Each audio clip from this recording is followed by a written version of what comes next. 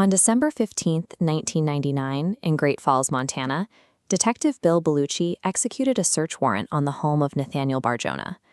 The initial charge was straightforward: impersonating a police officer. The scene inside the house immediately shifted the scope of the investigation. Detectives uncovered 3,500 photographs of local children, bloodied gloves, and a journal containing coded recipes detailing meals like little boy stew. Deeper inside the home, Bellucci found an even more disturbing piece of evidence. Hidden among Barjona's belongings was a specific handwritten list containing the names of 54 different boys. The final name written on that paper belonged to Zachary Ramsey. Zach was a 10-year-old local boy who had vanished without a trace while walking to school 3 years earlier in February 1996. Right next to Zachary's name, Barjona had written a single, chilling word: died. The evidence pointed to a grim reality. A prolific, highly organized predator had been operating within this community for years, undetected by anyone around him. Detective Bellucci faced an immediate paradox. Despite the sheer volume of predatory material filling the house, Nathaniel Barjona's name appeared nowhere on the regional sex offender registry. Great Falls had a reputation for safety and quiet isolation. The presence of a man with this level of violent obsession operating freely contradicted everything law enforcement knew about their own streets. Bellucci realized that the answers to Zachary's disappearance wouldn't be found by looking solely at the local evidence. He had to trace Barjona's timeline backward, far beyond the borders of Montana. Detective Bellucci's investigation would eventually reveal how a 30-year chain of bureaucratic blind spots and administrative silence acted as a silent partner in Zachary Ramsey's disappearance. To understand how Barjona reached Montana, we have to look back to the 1970s in Worcester, Massachusetts. As a teenager, his primary method of operation was already established. He would dress in a police uniform to abduct and assault young boys.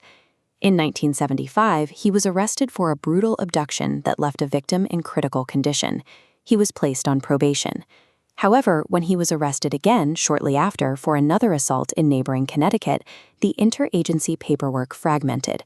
His Massachusetts probation officer was never notified of the new crime. As a direct result of that missing paperwork, Barjona successfully completed his parole in 1976. The state released him from their system, even providing him with a formal thank you letter for his cooperation.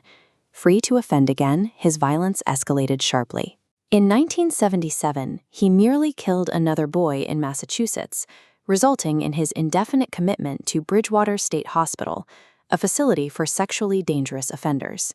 Inside the hospital, Barjona explicitly confessed his violent torture fantasies to a state psychiatrist. In a direct contradiction, defense-hired psychologists testified at his parole hearing that his mental state had improved and he was safe to re-enter society. Presented with conflicting medical opinions, a superior court judge relied on the defense's subjective psychiatric evaluations. In 1991, Barjona was ordered released. The legal system prioritized theoretical rehabilitation over proven, documented public safety risks. It was a fatal loophole that allowed a dangerous individual to walk out of a secure facility. Within a single month of his 1991 release, Barjona attempted another daylight abduction of a young boy in Massachusetts, probationary period, with one highly unusual stipulation. They asked him to move to Montana, where his mother lived. This brings us to the interstate tracking blind spot. In the early 1990s, state criminal databases did not automatically communicate with one another. A violent record in one region stayed isolated from the records of other states. By crossing state lines, Barjona effectively wiped his slate clean. The local law enforcement in Montana had no alerts, no files, and no awareness of his violent history. This lack of communication set the stage for the morning of February 6, 1996. Zachary Ramsey walked his usual route to school, crossing paths with a man the local police had no reason to watch. The Massachusetts justice system utilized a geographic loophole to actively export a known predator into an unprotected community. Back in the 1999 investigation, Detective Bellucci's team gathered mounting physical evidence. An excavation turned up bone fragments, and forensic testing found human hair belonging to unidentified victims inside Barjona's meat grinder. But the prosecutors hit a devastating legal hurdle. Zachary Ramsey's mother, influenced by a psychic who claimed Zach was living in Italy, refused to believe her son was dead. her denial created an insurmountable legal roadblock. Without the mother's cooperation, and with her threatening to actively defend Barjona in court, prosecutors lacked the foundational evidence and familial support required to pursue a murder charge. The murder case had to be dropped. Determined to stop another systemic release, Bellucci and the prosecutors pivoted. They utilized the 54-name list found in the home and focused on alternative kidnapping and assault charges involving other children to finally secure a 130-year sentence without parole. The concrete physical evidence of a suspected murder was thwarted by a grieving mother's denial. The system was forced to rely on alternative legal technicalities just to ensure Barjona remained permanently behind bars. Nathaniel Barjona died of a heart attack in his prison cell in 2008, taking his final secrets to the grave.